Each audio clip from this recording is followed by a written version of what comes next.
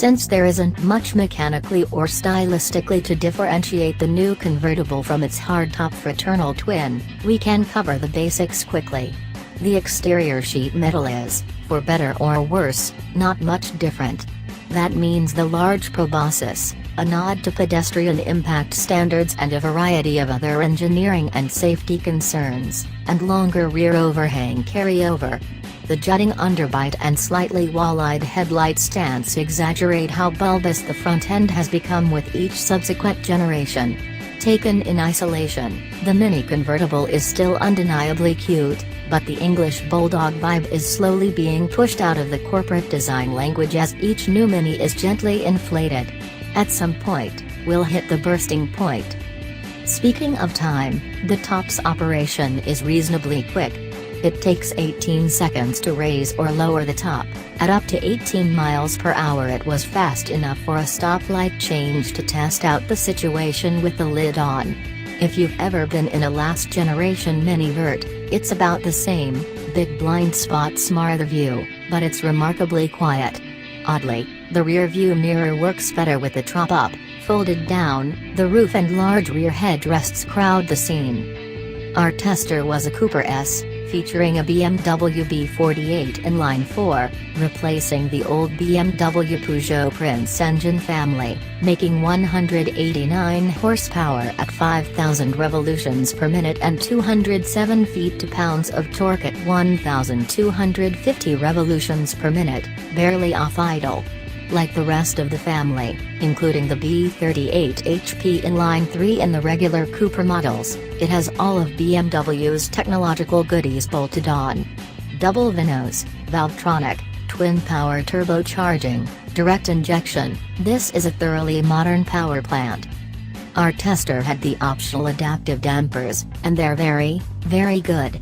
My drive partner, a professional touring car driver, agreed that those dampers did a phenomenal job pressing the contact patches into the pavement, despite a series of decreasing radius off-camber corners that threw bumps at us right in the middle of the turn. The trade-off is some body motion. Think perceptible weight transfer rather than some motion sickness-inducing lateral chop. The Cooper S Convertible starts at $30,450, which is $250 more than last year's model.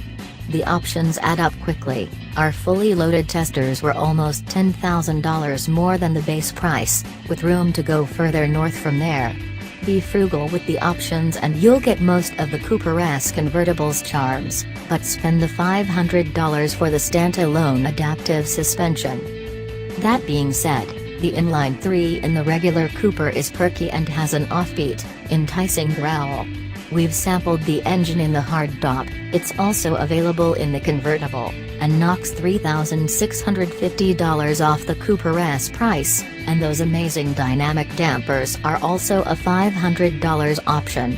The i3 represents a 55 horsepower downgrade, but with a manual is good for a 8.3-second run to 60 miles per hour, a second and a half off the Cooper S's 0-60 time, but who's clocking a Mini Convertible with a stopwatch? It might be a smarter choice for budget-conscious sun worshippers still interested in hitting twisty roads with the top down. On the other end of the spectrum, there's a John Cooper Works convertible, offering 228 horsepower and 236 pounds-to-foot of torque. I didn't get to sample the JCW, sadly, but at $36,450 it's a full $6,000 more than the Cooper S for a 0.4-second faster time to 60 miles per hour. That seems like a stretch, although there's more to the JCW than just acceleration. Needless to say, the JCW convertible will be for true believers only. On reflection, I think Mini accomplished its mission yet again, another pleasantly quirky convertible that doesn't require too much of a trade-off to own or enjoy. It didn't seem appreciably slower, or less fun to drive, than the last Cooper S hardtop we drove. In exchange for a little extra cash, you get ready access to fresh air and sunlight but a little less visibility and cargo space. More importantly, Thinking about this from a Los Angeles frame of mind, it hits the right balance between compactness, attractiveness, premium feel, and this eager fun-to-drive character. For the right person, that's a hell of a deal.